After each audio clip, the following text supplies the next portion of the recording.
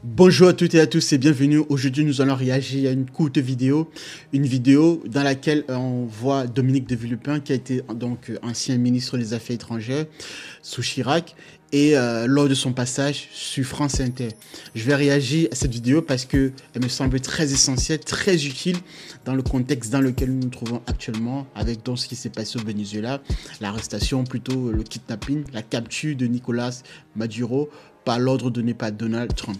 Donc sur ce, nous allons réagir à cette vidéo-là et je vais vous donner mes analyses et mon point de vue, mon regard sur la position justement de l'Europe, mais principalement de la France dans cette affaire-là, et en fonction des événements, ce que l'on pourra en tirer. Donc sur ce, commençons tout de suite la vidéo.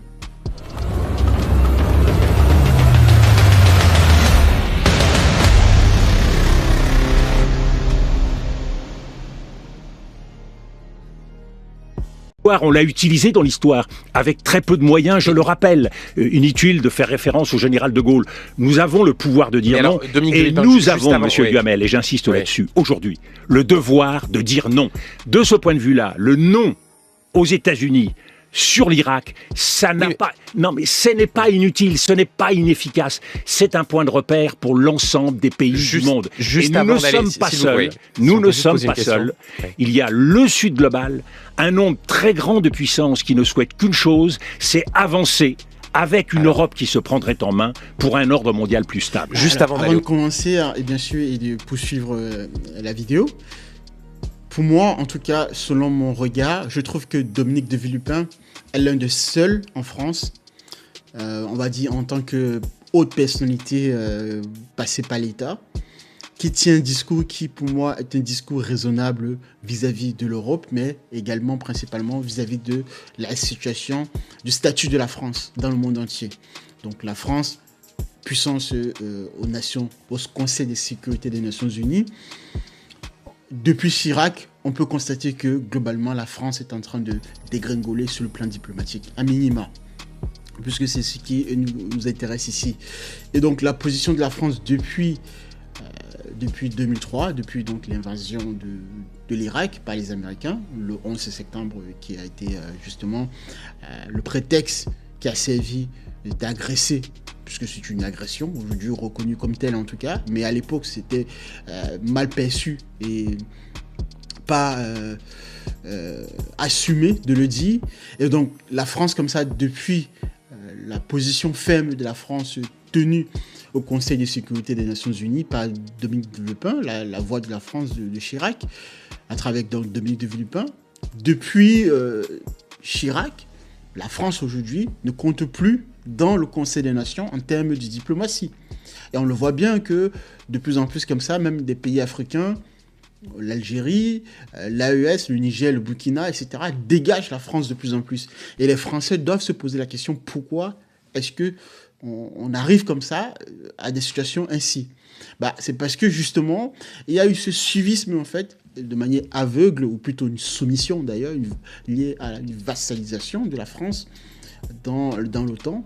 Et donc aujourd'hui, tout ce que les États-Unis font, généralement dans le mal, entre guillemets, la France, pas les présidents successifs depuis Chirac, ces présidents-là ne font que acquiescer et dire oui, oui, oui, des bénis oui, oui.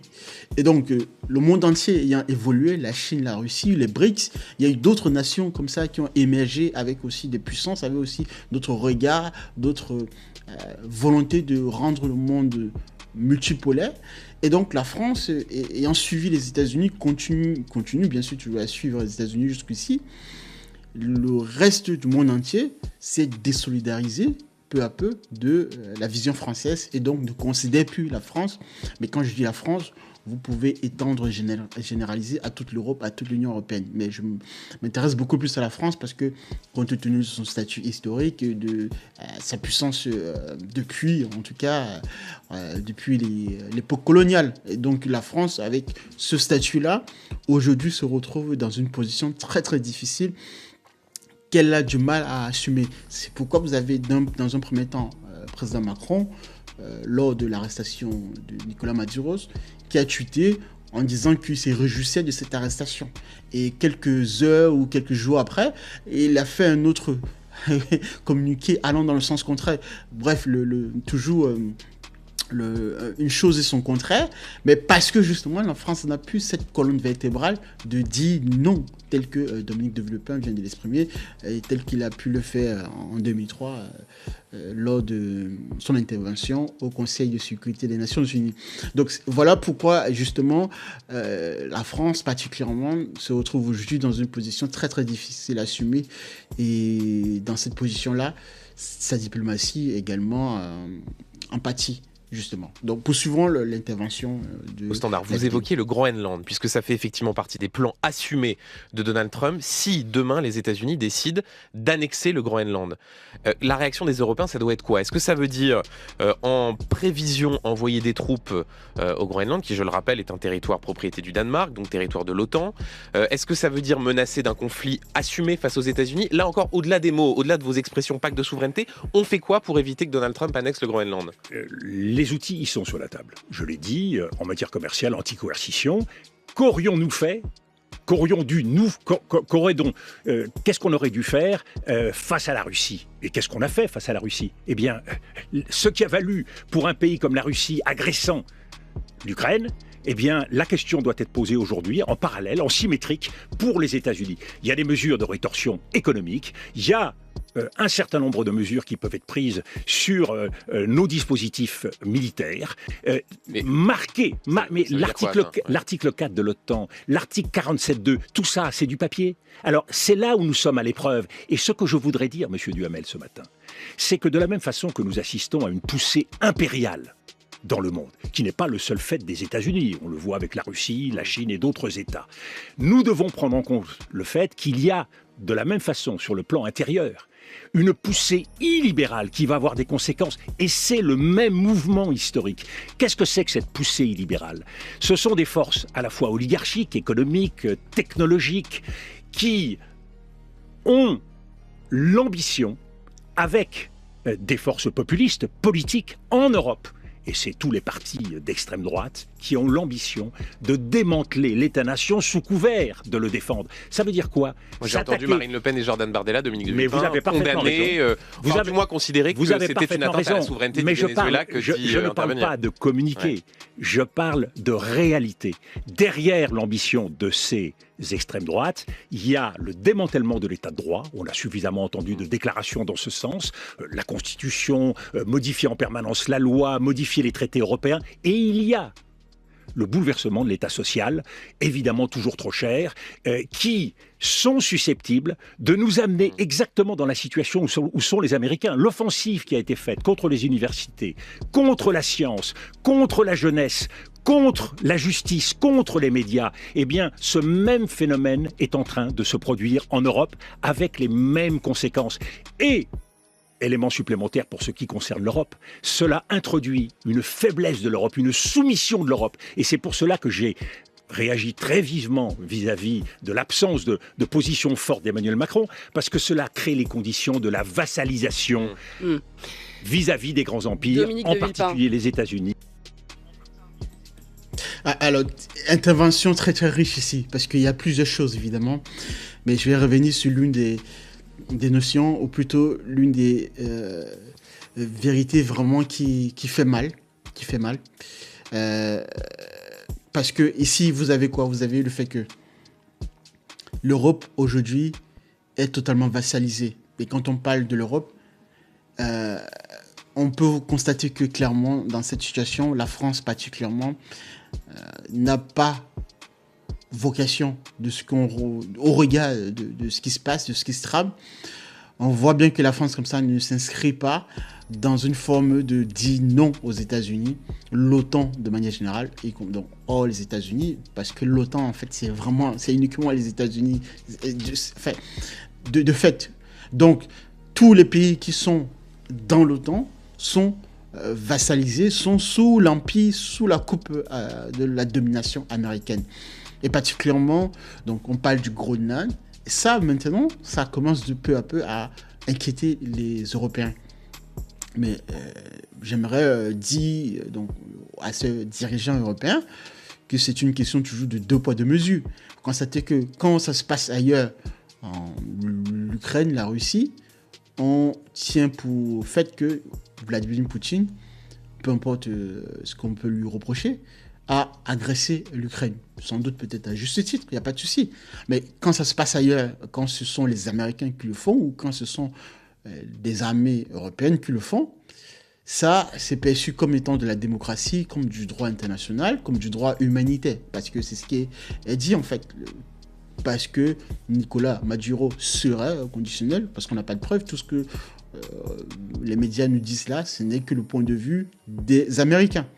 Donc, parce que ce serait une personne étant liée avec des cartels, donc narco, terrorisme en fait, financerait évidemment donc le passage de la drogue, la vente de la drogue aux États-Unis et particulièrement donc nécessiterait de se faire arrêter par les États-Unis. Tout ce discours, ce narratif ne vient que servir justement la propagande américaine. Et dans ce sens-là, quand ça se passe dans des contrées ailleurs, autres qu'en Europe, autres que dans le bloc occidental, on va dire tout l'ensemble comme ça des autres États de l'Union européenne se félicitent de ce qu'on appelle aujourd'hui une opération spéciale américaine époustouflante, une opération spéciale que seuls les Américains seraient capables de faire. Mais lorsque vous avez de plus en plus là la question qui revient depuis cette arrestation du fait que Donald Trump aussi risque potentiellement dans quelques mois, dans quelques années, je sais pas, j'en sais rien, peut-être prendre aussi le Groenland. Là, les Européens commencent maintenant à s'inquiéter. Et ça, c'est vraiment une rhétorique qui me sidère parce que c'est toujours le fait que quand ça se passe ailleurs, c'est bien, c'est le droit international qui s'exerce, c'est la démocratie, c'est le droit humanitaire, c'est l'ordre, c'est l'état de droit. Mais quand ça se passe, ou quand ça a potentiellement vocation à se passer sur le territoire européen, ou occidental de manière générale, là ça devient plutôt injuste, ça devient de la barbarie, ça devient de quelque chose de pas normal. Et, donc il y a ça. Et ce que Dominique de Villepin souligne ici à travers sa position, c'est de dire en fait que les autres nations, donc le Sud globalement, qui voient cela et qui n'est plus en position de faiblesse comme avant, aujourd'hui a une position qui s'exprime de plus en plus et par conséquent tient en compte cette girouette que l'Europe comme ça a comme position quand il s'agit du fait d'intervenir ailleurs ou du fait d'intervenir sur leur propre territoire lorsqu'il y a des conséquences s'y passent. Et c'est ce que souligne évidemment Dominique de Villepin ici, et il poursuit bien sûr en soulignant le fait que comment l'Europe devrait revenir à la cohérence, en fait, à une diplomatie de cohérence, à une position de cohérence vis-à-vis du reste global, donc d'assumer des principes, de ne pas changer, de ne pas varier en fonction des circonstances parce que ça arrange les États-Unis d'Amérique. Et donc, quand tu prends en compte le fait qu'il faut des partis, donc, plutôt quand il met en exergue le fait qu'un certain nombre de partis qui sont dans le populisme en Europe, bon, là il parle de l'extrême droite, il visait entre guillemets Marine Le Pen et Jordan Bardella, mais dans la réalité, pas dans les propos, même si le Front National, le Rassemblement National, pardon, excusez-moi, a condamné, on va dire de manière communiquée, mais dans la réalité, est-ce que demain, le Rassemblement National au pouvoir en France dirait non en réalité? C'est ça la question véritable, de ne pas se soumettre face aux interventions, face aux désirata américains. Toute la problématique se trouve à ce niveau-là, et donc il souligne en disant que l'Europe doit aller dans ce sens, dans une position ferme et cohérente, et bien sûr indépendante. C'est toute son intervention et toute la logique et sa vision de pensée vis-à-vis de la position européenne, mais particulièrement celle de la France, compte tenu de son statut. Je vais m'arrêter là et mettez en commentaire ce que vous pensez. Et pour moi, en tout cas, Dominique de Villepin, peu importe évidemment les reproches qu'on pourra lui faire, mais je trouve que il tient encore pour l'heure, en tant que haute personnalité, haut diplomate, une position, voilà, qui mériterait vraiment d'être mise en valeur dans la diplomatie de la colonne vertébrale française. Parce que le temps, donc, plus on va avancer dans le temps, plus les événements créés par les États-Unis ou bien sûr les guerres successives, etc., la diplomatie, les guerres dans le monde entier, plus ces événements-là, et compte tenu du contexte politique, économique et social en France particulièrement, la France se retrouve de plus en plus fragilisée, et dans cette fragilité qui va grimper selon moi au fur et à mesure, les choses ne vont pas s'arranger, hein. On est en 2026, l'année commence, on va dire, pas très bien, pas dans une bonne lueur d'espoir, et donc il va falloir que si la France veut maintenir son statut de grande nation, de nation moyenne en tout cas de maintenir ce statut-là, il va falloir que la France maintienne un discours dans sa diplomatie qui soit cohérent et qui ne soit pas totalement lié, vassalisé, soumis par rapport au discours américain, parce que le reste du monde entier, les anciennes colonies françaises, les partenaires français autres que les pays de l'OTAN, donc autres que occidentaux, d'accord, voient cela et observent et prennent en conséquence tout ce qui se passe. Voilà donc la position de Dominique de Villepin et de comment il voudrait que la France se comporte, mais particulièrement également toute l'Europe en matière de discussion et de rapport de force vis-à-vis des États-Unis d'Amérique. Et surtout lorsque ce dernier est incarné par un président tel que Donald Trump, qui se donne un peu ou s'arroge le droit de tout faire. Voilà. Je vais m'arrêter là. Mettez en commentaire ce que vous avez pensé. On se retrouve à la prochaine. Et merci de m'avoir suivi. Je vous dis au revoir.